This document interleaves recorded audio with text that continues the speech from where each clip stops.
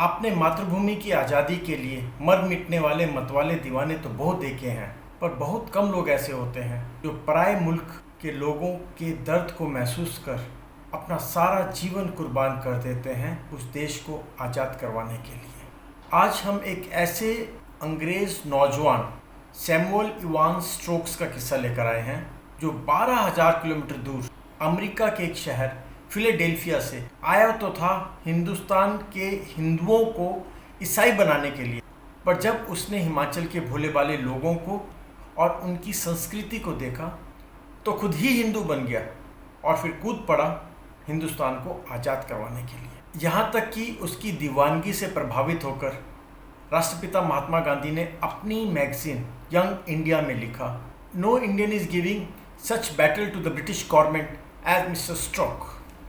इसका मतलब किसी भी भारतीय ने अंग्रेज़ों से इतना लोहा नहीं लिया जितना मिस्टर स्ट्रोक ने लिया। नमस्ते दोस्तों, मेरा नाम है विजय ठाकुर और मैं स्वागत करता हूं आपका आपके YouTube चैनल इंडिया हर्ट्स में। 22 वर्ष का सैमुअल इवांस स्ट्रोक जब 1904 में भारत आया तो उसके पास वो सब कुछ था जो एक नौजवान की दिली ख्वाहिश होती है, एक आलीशान बंगला, एस्टेब्लिश कारोबार, धन दौलत और एक भरा पूरा परिवार। पर उसकी तो इच्छा थी गरीबों की सेवा करने के लिए और अपने ईसाई धर्म का प्रसार करने का। कुछ वैसा ही जैसा मदर टेरेसा ने 1950 में शुरू किया था कलकत्ता में। सैमुअल 1904 में अपने घर वालों की इच्छा के विरुद्ध अपनी ऐशो आराम की जिंदगी छोड़कर भारत आ गया और बस गया शिमला के नज़दीक एक छोटे से कस्बे सबाथू में। वहाँ उसने लेप्रोसी पेशेंट यानी कि कोड़ियों की सेवा करना शुरू कर दी। वहाँ जैसे ही उसने अंग्रेजों के अत्याचार हिंदुस्तानियों पर देखे, उससे दुखी होकर उसने अपनी ही कौम के खिलाफ झंडा उठा लिया। सन 1921 में ब्रितानिया हुकूमत ने उसको राजद्रोह के इल्जाम में 6 महीने का कठोर कारावास दे दिया। वहीं उनकी मुलाकात हुई कांग्रेस के सबसे बड़े नेता लाला लाजपत राय से। समय के साथ साथ वो कांग्रेस के अधिकतर बड़े नेताओं के करीब आ गए। आप उनकी अहमियत का अंदाजा यहीं से लगा सकते हैं कि जब 1921 के अंत में महात्मा गांधी ने भारत की आज़ादी का ऐतिहासिक मैनिफेस्टो रिलीज किया तो उसको बनाने और सिग्नेचर करने वाले कुछ महत्वपूर्ण कांग्रेस नेताओं में एक सैमुअल इवांस स्ट्रोक भी थे। आप जैसे जैसे सैमुअल के बारे में गहराई से पढ़ेंगे वैसे वैसे आपकी नज़रों में उनकी इज्जत बढ़ती जाएगी। इन्होंने एक हिमाचली महिला से शादी की, संस्कृति सीखी, हिंदू धर्म का गहन अध्ययन किया और 1932 में अपने माँ बाप की खिलाफत कर हिंदू धर्म को अपना लिया और अपना नाम रखा सत्यानंद, का मतलब द जॉय ऑफ ट्रुथ। इसी बीच उन्होंने हिमाचल में शिमला वैली के अंदर कोटधार एरिया में गरीबों के लिए स्कूल शुरू कर दिया, उनको मुफ्त में पढ़ाना शुरू कर दिया और वहाँ के लोगों की सेवा करनी शुरू कर दी। सैमुअल का हिमाचल के लिए योगदान सोने के अक्षरों में लिखने लायक है।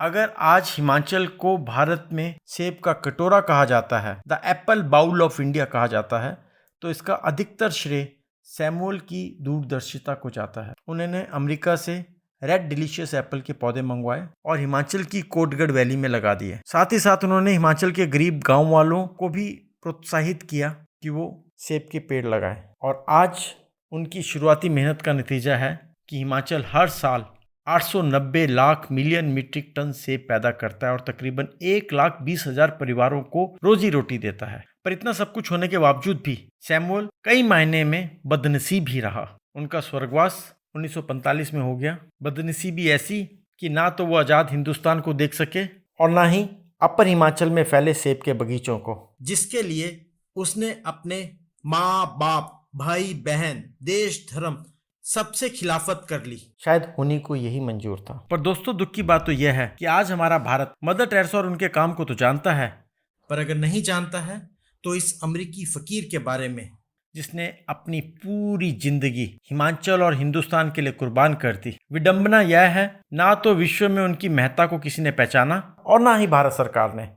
आइए हम सब मिलकर इस हिमाचली स्वतंत्रता सेनानी और इस हिम प्रहरी सैमुअल इवांस स्ट्रोक या ये कहें सत्यानंद स्ट्रोक को सम्मान देने की दिशा में एक कोशिश करें। फ्रेंड, अगर आपको इसी तरह की और जानकारी चाहिए तो प्लीज़ लाइक एंड सब्सक्राइब करें हमारे YouTube चैनल इंडिया हर्ट्स को।